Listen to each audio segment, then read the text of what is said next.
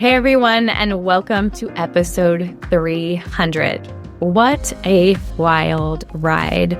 First, I want to take a moment to thank each and every one of you for tuning in every week, for streaming me in your car, while you do the dishes at home, at the park with your children, at a desk, on a walk, wherever you're tuning in and wherever you're listening from. Thank you for being here. Thank you for joining me on this multiple year ride. I cannot believe it. We've made it to episode 300.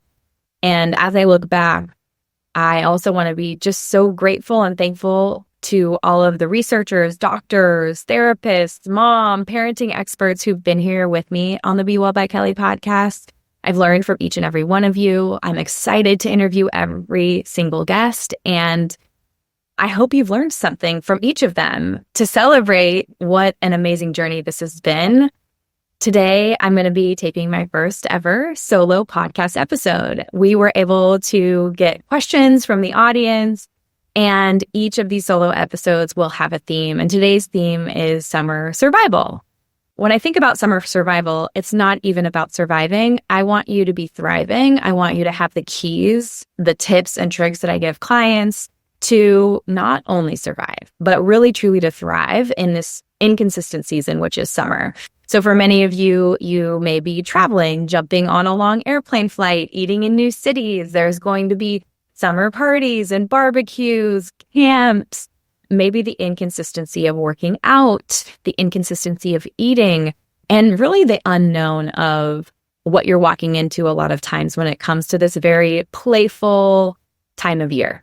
The sun is out in so many parts of the country, and we should all be outside.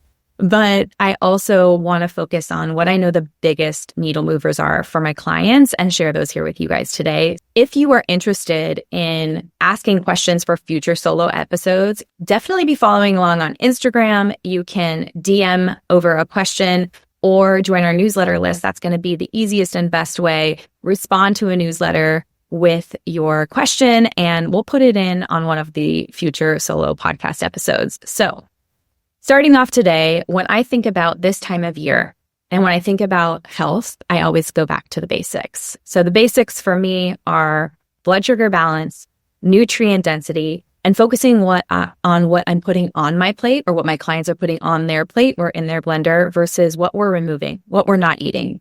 My family is actually taking our first vacation internationally as a family of 5. Chris and I love travel. We would work to travel, but this is our first time traveling as a family of 5 and for our first time taking our kids out of the country to open their eyes and open their minds. And what comes with that is the unknown of international travel, eating in a new city, and an inconsistency around lifting weights and holding on to lean muscle mass for Chris and I. And so as this inconsistent time begins, it started now for us last week. Our kids are out on summer. I want to give you guys the tools and share with you what we're doing as a family, but not only that, what I would recommend for clients. And so we always go back to the basics. To go back to the basics, we need to talk about the science of the Fab Four specifically. So if you've read along with any of my books, if you tuned into podcasts where I was a guest anywhere else, you'll know that the Fab Four is protein, fat, fiber, and leafy greens. And by building a plate of those components, you're supporting blood sugar balance. And there's a reason for that. And that's because they break down to little or no glucose at all. So protein can be broken up into complete proteins and incomplete proteins. So complete proteins are proteins that contain the 9 essential amino acids. These are the amino acids that you have to get from your food, whether you are a plant-based, fruitarian, or raw vegan, all the way to a carnivore. Doesn't matter what lifestyle diet you're consuming, you need to get these essential amino acids or protein components, individual protein components from the food that you eat. And the reason for that is that our body is made up of 20 amino acids, and the other 11 we can synthesize internally, but those 9 we need to get from our food. And so the easiest way to know what a complete protein is versus an incomplete protein is that all animal-based proteins are complete proteins. Fish, chicken, steak, eggs, they contain the amino acids our body needs. And when you think about why does our body need protein? Our body needs protein because it's constantly going through catabolic processes. It's breaking down and rebuilding. Catabolism, anabolism. We're building a building, we're breaking it down. It's like demolition. It's like construction site mission demolition. If you read that book to your kids, we're breaking ourselves down and rebuilding. So as our organs, for example, break down and rebuild, we need those essential amino acids to do that. And if we're not eating them, then what happens is our body breaks down muscle mass to do that. You can think about your muscles like amino acid reservoirs or amino acid tanks. And so when we think about not only are we rebuilding organs and cells in our and tissues in our body, we also need those amino acids to make hormones, neurotransmitters, and those are almost even more important because we're making those every single day all the time. So if you're stressed out and you're producing a lot of cortisol in your body, adrenaline, you're going to need that. If you're eating a lot of sugar, you're going to need to produce insulin. We need amino acids to do that. And when you think about eating amino acids, whether that be chicken, fish, steak, eggs, we eat that complete protein, we chew it, we digest it, we break it down. You can think about it like a brick wall. You're eating a brick wall, it's landing in your stomach, your hydrochloric acid, your enzymes, they're all breaking those down.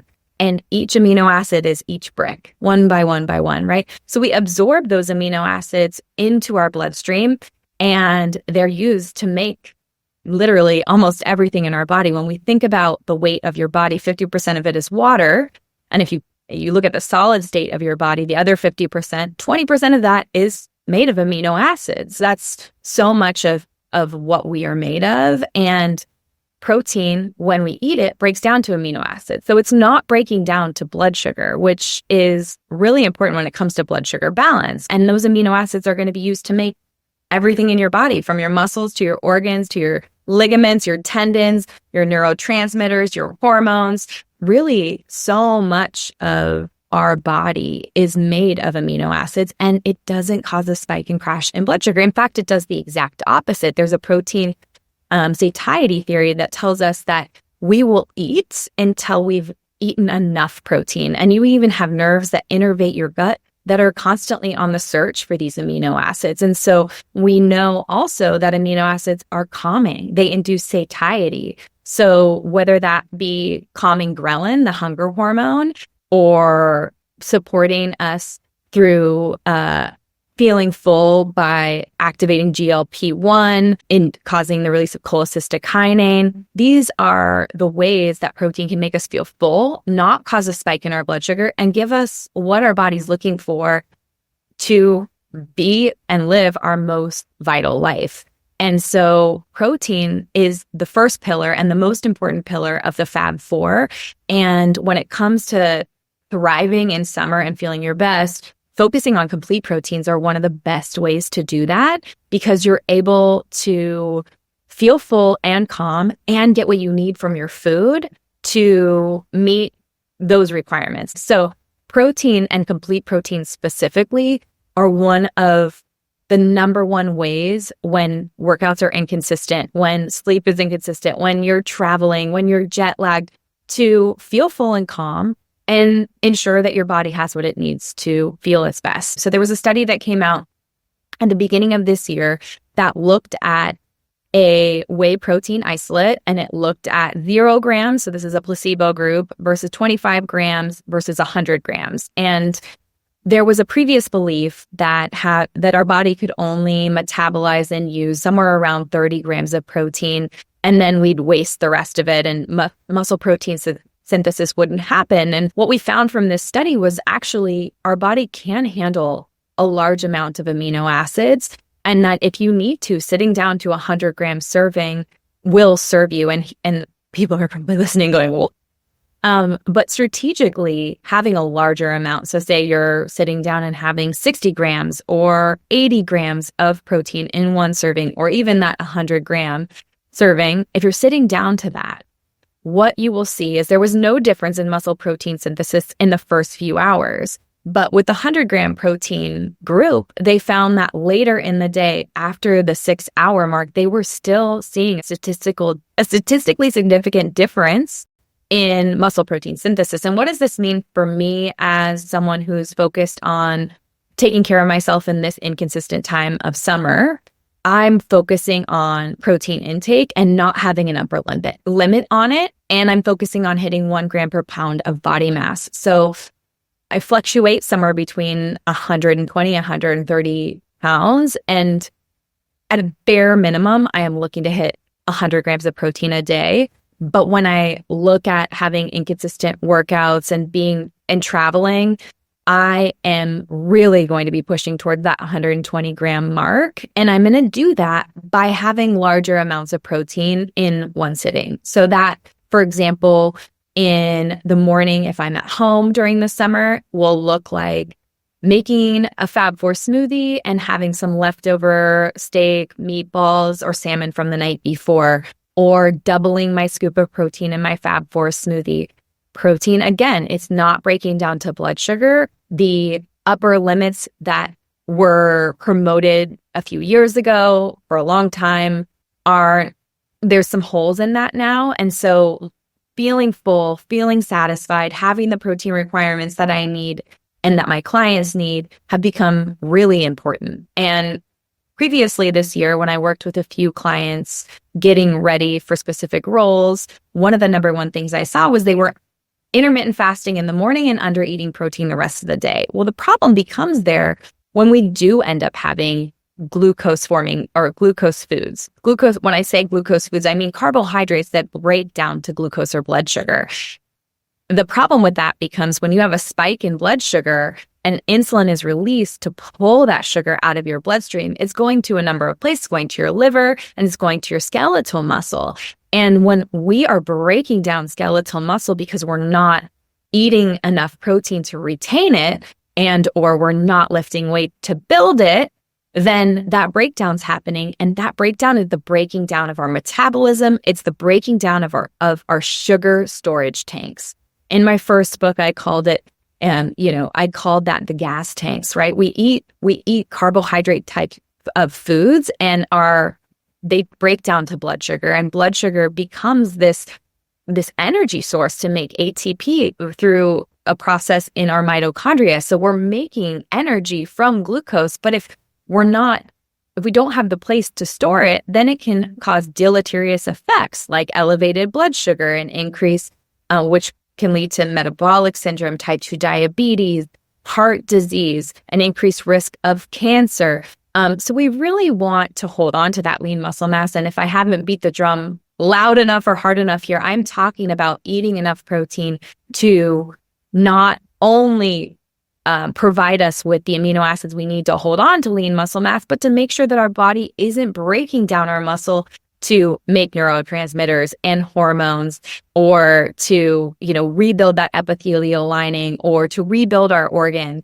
Like, that process is unavoidable. And so you need to eat to feel full and calm. And if that means sitting down to a large meal of protein, let's do that. I mean, looking at our first flight, I am packing easy to eat proteins. I have Biltong beef jerky that's grass-fed from Kalahari is how you pronounce it. I have chomp sticks and country archer sticks. We have hard-boiled eggs. I have lupini bean. But it's important to know there's a big difference between Biltong grass-fed beef jerky and the lupini beans. And that's because even though lupini beans are complete, meaning they contain all 9 amino acids and they're plant-based, they are different because the absorption rate is different. So when we take 3 ounces of meat, for example, 3 ounces of meat is about 25 to 30 grams of protein based on the cut, and we absorb 80% of that. Now, if you take 3 ounces of beans, that's on average 7 to 15 grams. So you're seeing already way less than we're like at half or even less for the same ounce weight, right? And what is even more interesting is that we're only absorbing about 60% of the protein from plant-based sources versus 80% from animal-based sources. Focusing on animal proteins or complete proteins that are highly absorbable, which are mostly animal proteins, can really support not only blood sugar balance, but this is the best part, those proteins are also the most nutrient dense when it comes to fat-soluble vitamins, when it comes to water-soluble vitamins like your B vitamins, when it comes to minerals, especially ruminant animals. And the fat four pillars really go through what is most important, from protein to fat to fiber and then to greens. And the reason for that is that protein is essential. We have to eat. We have to get our amino acids from our food. And so that should be the most important. Then fat comes second. And fat, we have essential fatty acids as well. These are our omegas, like omega-3, for example. We're getting enough omega-6 in our diet, but omega-3 from fish sources or algae, it is important for protecting our body and creating an anti-inflammatory environment and helping us to absorb fat-soluble vitamins like A, D, E, and K. And so not only that, but when we layer on fat to a meal that does contain carbohydrate-based foods, we're slowing down digestion. We're elongating that blood sugar curve. So I think I beat the drum on protein and what I'm focused on with clients, which are animal-based complete proteins, sitting down to larger amounts of protein if needed, especially if there's inconsistent days. So I'm thinking about vacation, and with breakfast included in our hotel, that is kind of one of my favorite things, because a lot of times there's an array of foods to choose from. I can get eggs.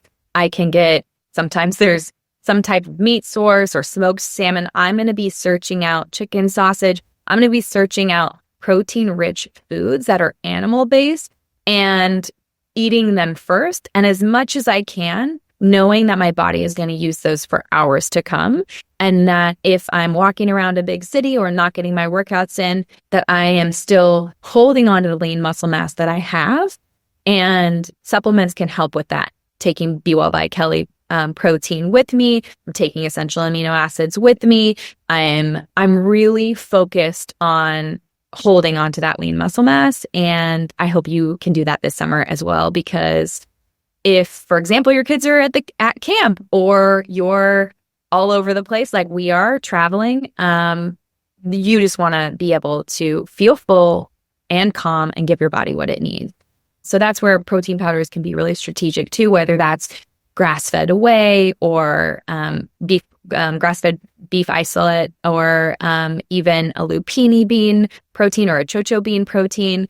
Those are all complete proteins that do not need chemical extraction, that are highly bioavailable and complete. So those are the ways that I'm really focused on ensuring that if my clients are out having fun and they just want to meet back up in September, that they have what they need to feel their best. So that's the protein piece. And the fat piece we touched on here, but you need essential fatty acids from your foods.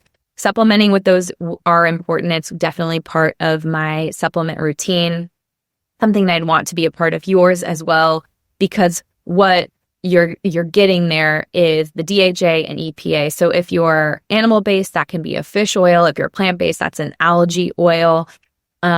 For long-chain omega-3 fats, right? We're getting, like I said, enough omega-6s. You're going to get that from nuts and seeds, and a lot of us have those in our diet already.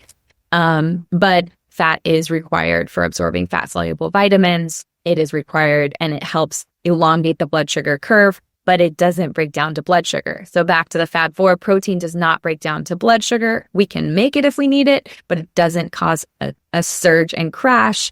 And it's very satisfying. Fat does not break down to glucose or blood sugar either. Fat breaks down to fatty acids. So you can think about great sources of fat being olives, olive oil, coconut oil, avocados, avocado oil, nuts and seeds in their whole form, which is also really important to note too. When we're eating nuts and seeds in their whole form, these have protein, but they aren't protein rich. I wouldn't have someone reach for 3 ounces of nuts to get their protein needs in. It just would require you eating loads of nutrients, loads of calories, digesting a lot, but mostly it's the quantity you need to eat to reach those numbers. So think about fat as a way to elongate your blood sugar curve, to cause you to feel full and calm and satisfied. I give that example. I mean, I've given this example probably too many times to count, but back in the day when someone would have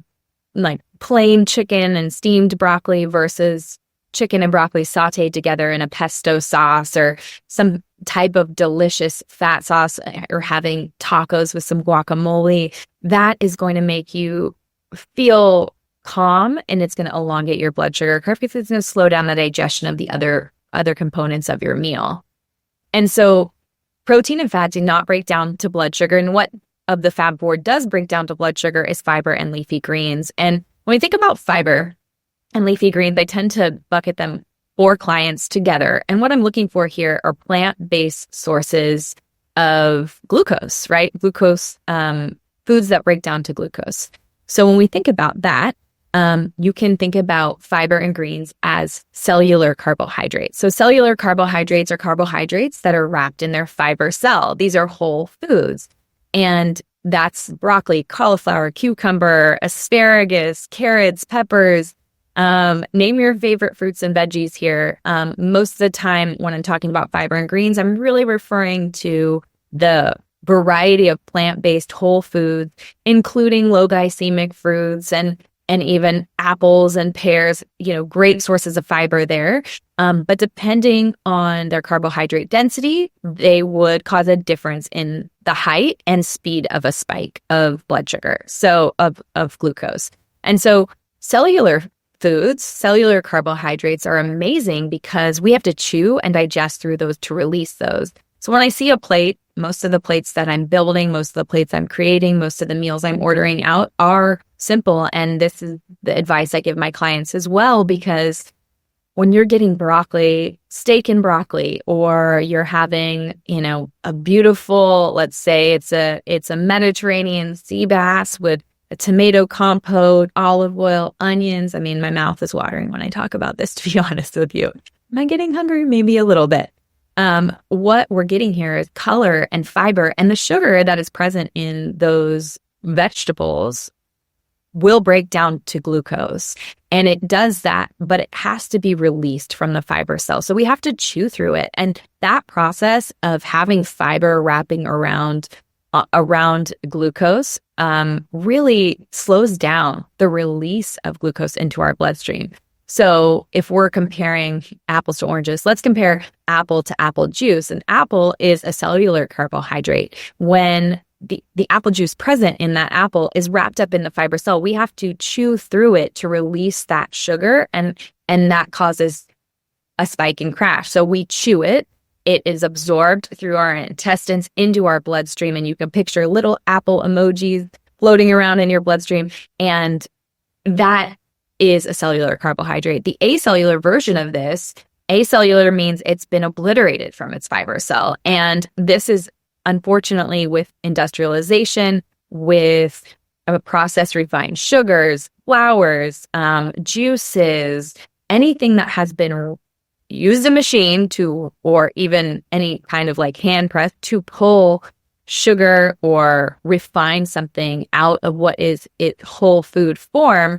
What we've done is we have increased the speed at which it is absorbed and our body's response to it. So let's take that apple juice, for example. You drink apple juice, there's no fiber holding it back. It immediately hits your stomach. It is absorbed through your intestines, hits your bloodstream, your blood sugar spikes sky high because nothing's holding it back.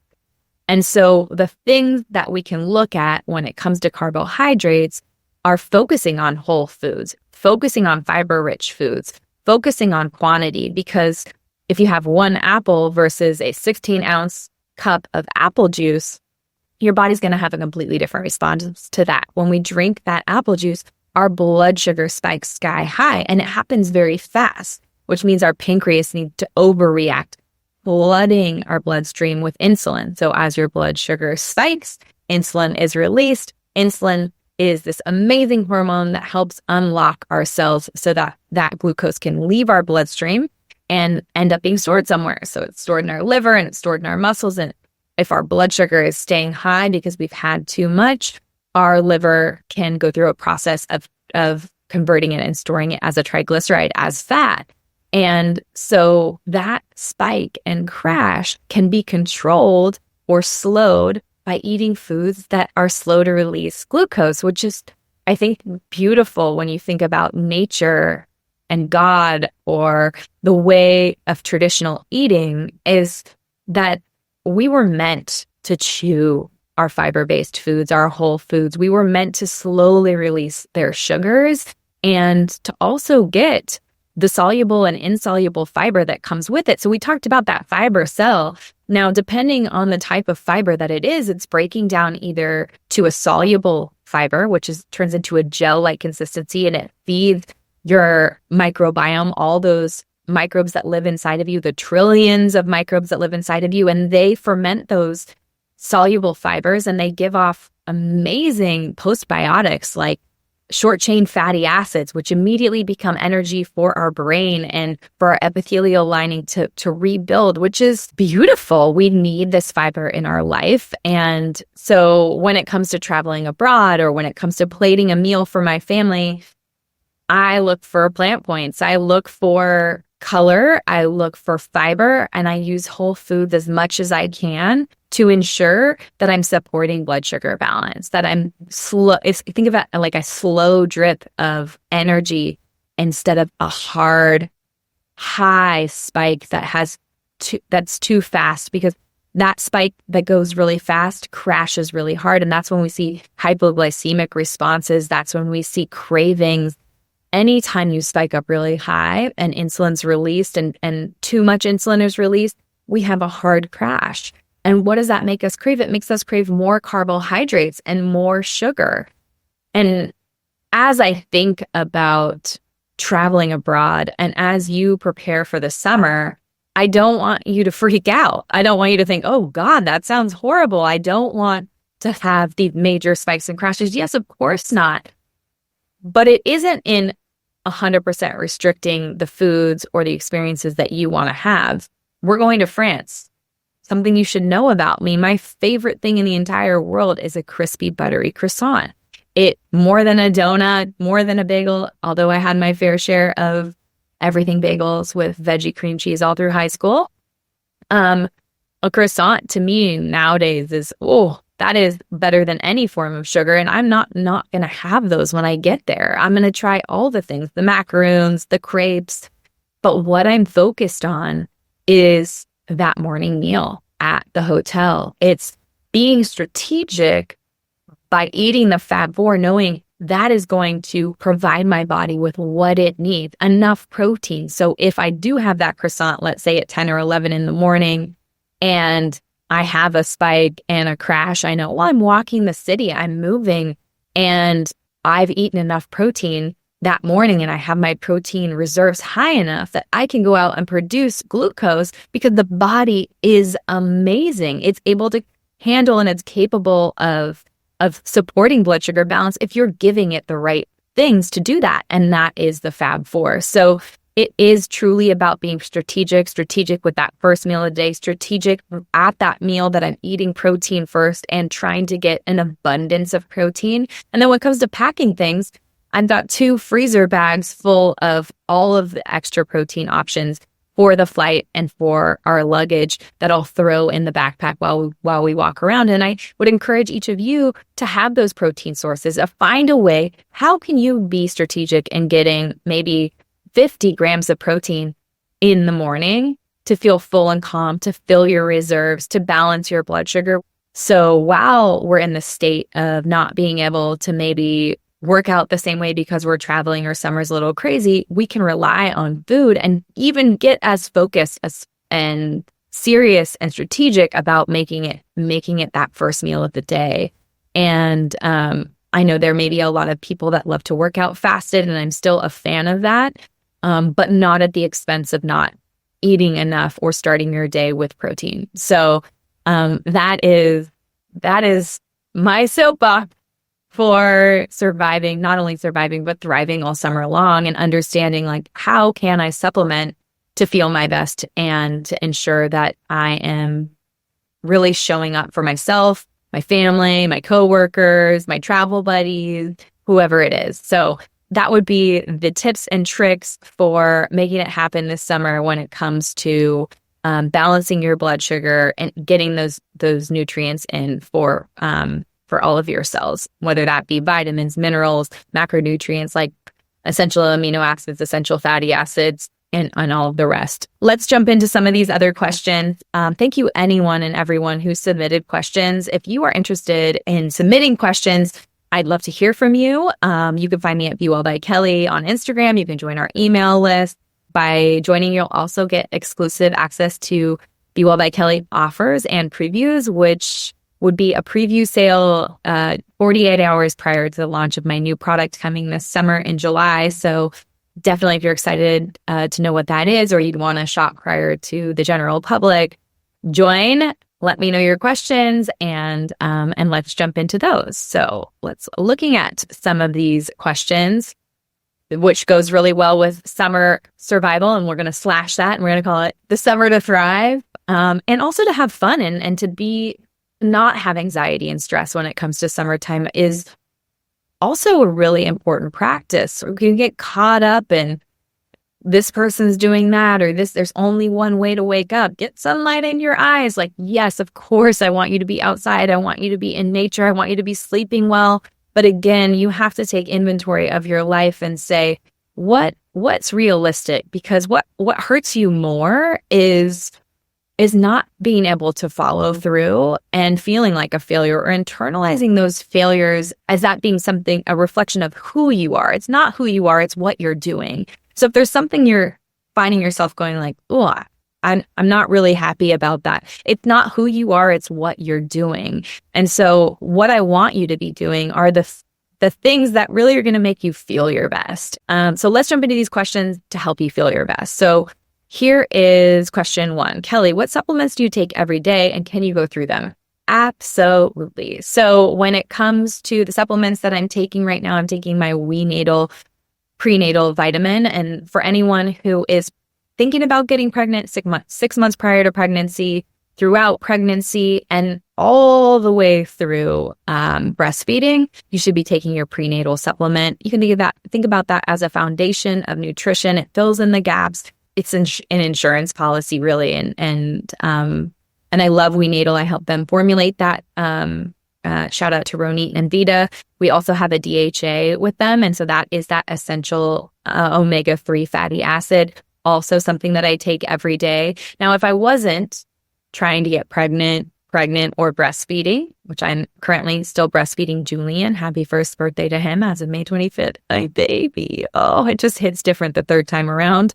The omegas and a functional multivitamin is important for you, no matter who you are or how you're eating or what you're doing, that you need to have a form of that. Now, if you were like, I do not want to take a multivitamin, I do not want to take an omega-3, you can do that through ancestral eating. You can eat liver or take desiccated liver caps. You can ensure and be strategic around how often you're having wild fish, whether that's sardines, anchovies, salmon, mackerel. You pick a fish source that you can have multiple times a week to get those omega-3s in.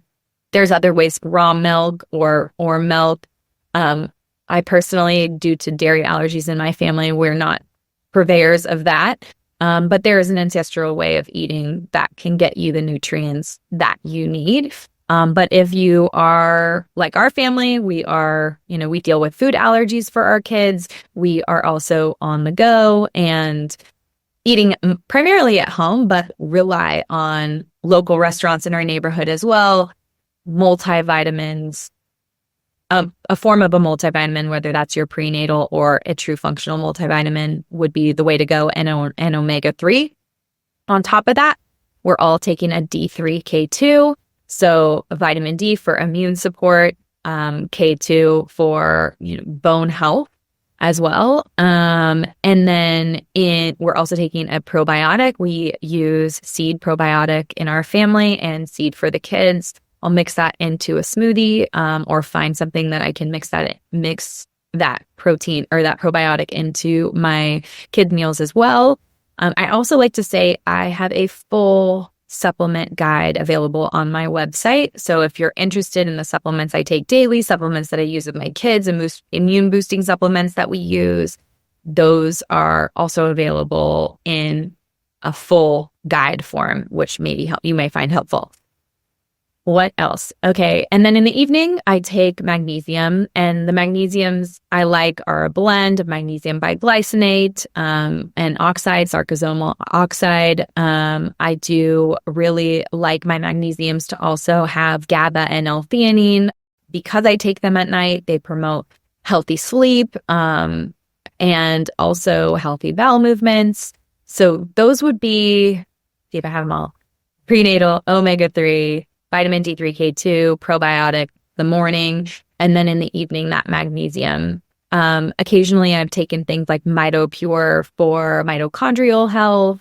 Sometimes I'm taking CoQ10, or I'm using exogenous ketones like Keto IQ.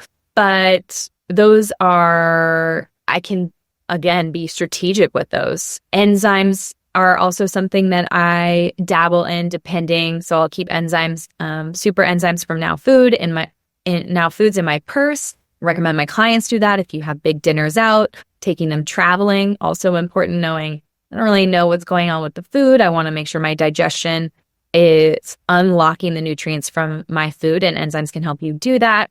One thing that I always take are electrolytes, and they don't come top of mind for me when it comes to supplements. When I think about supplements, I think about pills. But I do take Element every single day. I put it in a large Yeti. It's here. It's here, friends. And who wants access to this Be Well water bottle, I guess, in the future? So good. If you do not want flavor, they have a raw, unflavored version.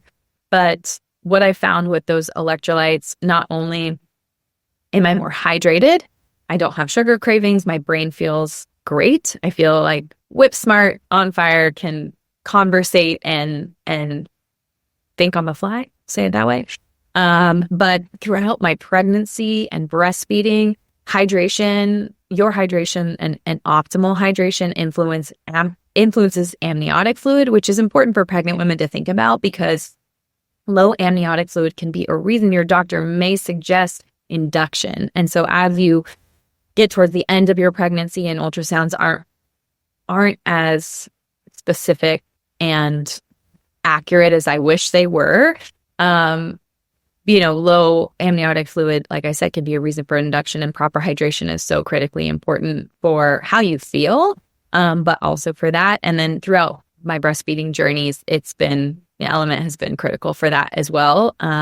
So those would be the basics when it comes to my wellness routine. Those are also the things that I'm taking with me abroad. And when it comes to travel, those are the basics for us as a family, for me personally. And again, you can get all of those details on my supplement guide. And then when it comes to things that really support me to sleep, because sleep, when it comes to that survival or thriving all summer long, the basics, again, are always what I go back to. How can you eat for nutrient density and blood sugar balance and holding on to lean muscle mass, just everything that your body needs? How can you live for that as well? And that's where sleep, activity, and then some type of spiritual side, whether that be going to church, praying, meditation. You can, if you're someone who mixes movement and meditation, like in a yoga class, that may be for you. But when I think about the inconsistency of summer that we are talking about, sleep becomes one of those things that my bedtime might change based on where I'm at, what's going on. But the things I do prior to bedtime are always the same. I take my magnesium with GABA and L-theanine. I wear an eye mask from Cozy Earth, and I've tried them all. It's the softest, most comfortable eye mask. I should get an affiliate for them. I have no affiliation to this, but I have purchased it, lost it, purchased it again, and it's my absolute favorite. I do use mouth tape. I use the VIO2 right now.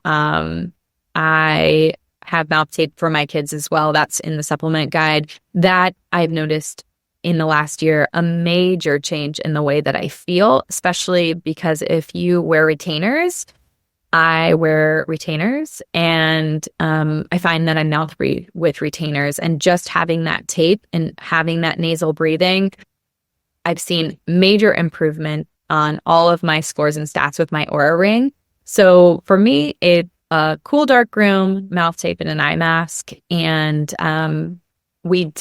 Chris and I did get used to sleeping with a sound machine. We use the Yoga Dome sound machine, and that is something that calms us both down and we sleep great. And so that's kind of the sleep hygiene piece that I'm taking with me abroad. So I'm bringing my mouth tape, I'm bringing my eye mask, and then we have one Yoga Dome noise machine for the whole family, because we'll be like sardines all stacked up in beds and cribs in one room. But it's going to be an amazing adventure. We're so excited, and we're ready. We're ready to explore. We're ready to walk. We're ready to eat. And when it comes to vacationing with a family, when it comes to adventuring throughout the summer when we get back, under scheduling, I think, is really important in being able to stay calm and in the moment. And when I think about my goals for this summer, they are truly about making memories. It's about being outside with my kids, noticing the little dimples on their chubby little hands, or the way that Julian's little toes kind of stick up in his high chair, playing in the kitchen, making meals together, trying new things abroad, learning new words. Last night when Tashin was going to bed, we said goodnight in French, bonne nuit, and it was so fun. It's fun for them to open their eyes to the world, but also to really be in awe of the simple moments. We definitely don't have to go abroad to do that. And we're feeling so beyond blessed that we're focused, and we were focused on making it happen this year, and that we're able to do that. But just being on the playroom floor with my kids and being able to be fully present, to dive deep into the creative tunnel with them and to play, that's how I want to make this the best summer ever. And that may mean that I'm not getting up at 5:30 in the morning. Well, I'll probably be getting up at 5:30 because that's when my kids wake up. But I'm not going to be setting my phone alarm an hour early. If a strength training workout or a strength and yoga training workout were on my calendar and I missed it, but I was fully present and I got my kids outside and I did some squats when I was brushing my hair and blow drying or brushing my teeth, or if I was at the park with my kids and I did some tricep dips, like those are the ways I'm honestly maximizing fun and stacking those strength training workouts with my kids. And most importantly for me is really that protein intake and the Fab Four and plating the Fab Four. Recently, I've been sharing some of the meals that we've been making as a family, and I've had some DMs back where people are surprised. Like, do you just eat that way every day? It's, steak, grilled broccoli, or grilled steak, roasted broccoli, and some, Sebastian loves corn, so we do some frozen corn on the cob. You can buy them on the cob. Real easy to make, just a little boiling water and we're good to go. But really leaning into the simplicity of sort of those old school meals that our parents used to eat: a protein, a veggie, a starch, a salad, a protein, a veggie, summer salad. And what's so great about summer is that you can have the raw veggies. You can lean into the slaws, the salads, the crudité and dip. And what you can focus on when it comes to meal prep is the meal prep light that I constantly am talking about online and in my books, which has been the freedom for me when it comes to having fun in the kitchen and making sure that we have what we need, which is making a bulk protein. Maybe you're making meatballs, or you make a whole chicken, or I love summer because I can get Chris out on the grill and have him grill me 8 to 10 chicken breasts that I can slice and have in a glass Pyrex. We can eat it, as a main meal for dinner that night. Maybe we're having chicken and asparagus and some roasted potatoes. And then the next day I can have it sliced with crudité and hummus.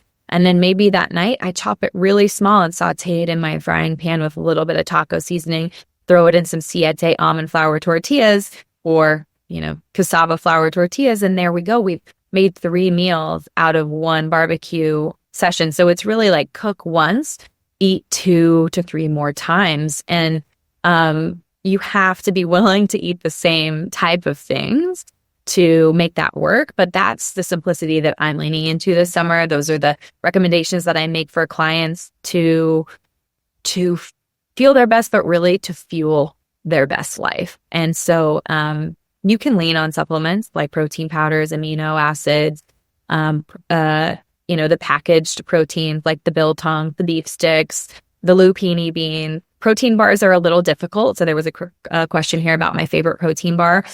Unfortunately, the majority of protein bars out there are not protein bars at all. They're carbohydrate bars. So the best advice I have for clients when it comes to reading labels is to turn the label around and compare the protein grams to the fat grams to the net carbohydrate. And so net carbohydrates are total carbohydrates subtracting out the fiber because fiber doesn't turn to blood sugar. So for example, if it had 5 grams of fat, 10 grams of protein, and 20 grams of carbohydrates, and 5 grams of fiber, you'd take those 20 grams of carbohydrates, subtract the 5 grams of fiber, and you would have 15 net carbohydrates. So 15 net carbohydrates, 10 grams of protein, 5 grams of fat. What is it mostly? Well, it's mostly glucose-inducing carbohydrate-based food, right? So it's mostly a carbohydrate bar. Now, if the opposite were true, if the net carbohydrates were 10 and the protein was 15, that would be a great example where it's mostly protein, then fat, then carbohydrates. And that's the flow of the Fab Four, mostly protein, then fat, then carbohydrates. Those are going to be the most satisfying, are going to get you the essential amino acids and essential fatty acids. But a lot of the bars that I like, which are lower in carbohydrates, are mostly incomplete protein sources. So you're going to find that they're a collagen bar, like a bulletproof bar, where I like the macronutrient profile, but it isn't a complete protein. Now, if you are able to eat whey protein, I'm not able to eat whey protein right now because Sebastian and Julian both have eczema reactions to that. I'm not nursing Sebastian anymore, but Julian is nursing. And so these bars need to be something that our whole family can have. And with that allergy, we're working through it. That isn't really an option for me or for 2 of my 3 children at this point. But I still do buy, let's say, the bulletproof bars because they're a lower net carbohydrate and a higher protein. And, for that reason, I do tend to lean more towards a beef stick, like a chopstick or a biltong beef jerky when we're on the go, or those lupini beans by Eat Brahmi. Those are great. All right. So another question was, which level CGM do you use and how often are you using it? Do you plan to use it all summer? So when it comes to levels, there are multiple different types of CGM monitors you can use. You can use a Libre Link or a Dexcom, and they have the 6 and the 7. The Dexcom will constantly take your blood sugar, and you don't need to scan the CGM as often. I found that I was having a hard time with that one because if it disconnected, an alarm would go off, and I am not as tech savvy. And so figuring out how to get that constantly linking to my phone without the emergency alarm going off like I had low blood sugar was a problem for me. So I'm sticking to the Libre Link just because I don't mind checking my blood sugar, and I can do it enough to where I have a curve. And if I have breaks in time because I didn't scan it, I'm okay with that. When it comes to using a CGM, I love a CGM for motivation, for understanding where I'm at and getting myself back to a good baseline. For example, I will not be wearing my level CGM throughout Europe. I'm going to vacation. I know I'm going to have blood sugar spikes and crashes. I would never put myself in a position, nor would I recommend you put yourself in a position to stress out if that's your response to something like that. Information is power. It absolutely can be. But I know the body's amazing. And I know that I have the ability to enjoy the flow of life and the flow of blood sugar and tune into the symptoms I may be having. Like if I do have a craving for sugar after a croissant, I might say, hey, Chris, hey, babe, let's stop and get these kids some lunch and let's have some protein. And it may be later in the afternoon, 2 or 3 in the afternoon, but I would lean into sitting down to a real meal of food versus saying, well, it's not dinner time yet, so let's not sit down. I throw meal times out the window. I really focus on symptoms. I focus on protein intake. And so I won't probably be scanning it. I won't be worried about it. But you better believe when I get back from France, the things I'm going to check in with, and not to stress myself out, but to really be an athlete and strategic around body composition, strength, energy, blood sugar levels. I'm going to check in right when I get home. When it comes to having fun this summer, adventure. Eat the things that you want to try. Start your day with a Fab4 so you have that base of blood sugar balance, nutrient density, and protein reserves for blood sugar balance. And try not to be hard on yourself, because the stress of worrying about not knowing what the food's going to be like when you get there, trying not to eat something, can create a binge type of a reaction. And that is not what I want for my clients. And that's not what I want for you. So it's not what I want for me either. I want us to be able to have fun, live life, know that the body is amazing, and provide it with what it needs to detox, to rebuild, and to be the most vibrant version of ourselves. So that is that question. Next one. And last but not least, because this question falls under some of the things that I'm taking with me, I've created a highlight for travel. So you can find this on my Instagram, where you're asking for my favorite product recommendations for bath and body products, toothpaste, body wash, moisturizer, skincare, makeup, detergent. I shared what I was packing in my bag in the highlights under Instagram, but I also do have a clean beauty guide that I built because I do get these questions a lot around what I'm using, and sometimes it changes, but I do love, like, call outs right away would be the One Skin line. I've become a huge convert to them, from their body lotion to their sunscreen to their eye cream to their face lotion. I do like their face wash. It can be slightly drying for that reason. I do like Tubes & Co., like an oil-based cleanser sometimes as well in the evening to take my makeup off.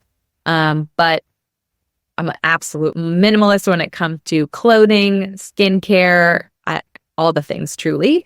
And you can reference any of those in the beauty guide. Favorite deodorant, Hume Supernatural. I'm a proud founder and co-owner of that brand. It's fun and beachy and adventurous, but mostly we're super clean. So you're not going to find any endocrine disrupting chemicals there.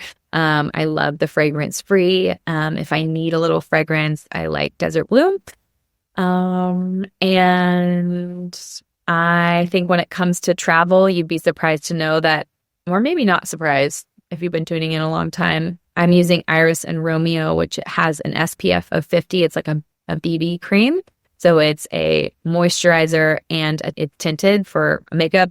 A little Jones Road eyebrow gel and mascara. I like their eyebrow pencil. I sometimes use it as eyeliner too. I'm sure they're going to tell me that's not allowed, but that. And then I have a Tubes & Co. and an Iris and Romeo kind of pink little cheek and lip stick that I sometimes will, interchange, but those are great. I love those products that have multiple uses and can be used in multiple places, because I don't like to carry a bunch of things. We're taking our whole family away for over 3 weeks and we're bringing 2 bags. So I'm really proud of us. We are packing light, and I'm sharing all of the tips and tricks to do that in highlights. So that's a wrap, friends. This was episode 300. I was able to go through how I'm focused on travel and really where my mindset is at, which is to love on myself and my family, to be present, to focus on protein, to not be afraid to consume a large quantity of protein my first meal of the day, and to adventure. So here's to adventures for you and your family, whether they be on your playroom floor, whether they be a walk through your neighborhood, when you're listening to a podcast like this, when you're in awe of the beauty around you, the grass, the trees, the sand, people connecting in real life. Please do that this summer. Submit your questions through our newsletter. Definitely go sign up so that we can send you the survey. I think that's it. I think that's a wrap on episode 300. I don't even know how long I've been talking, but wow, I love that you're here. I'm so thankful to get to do what I love. And as always, just be well.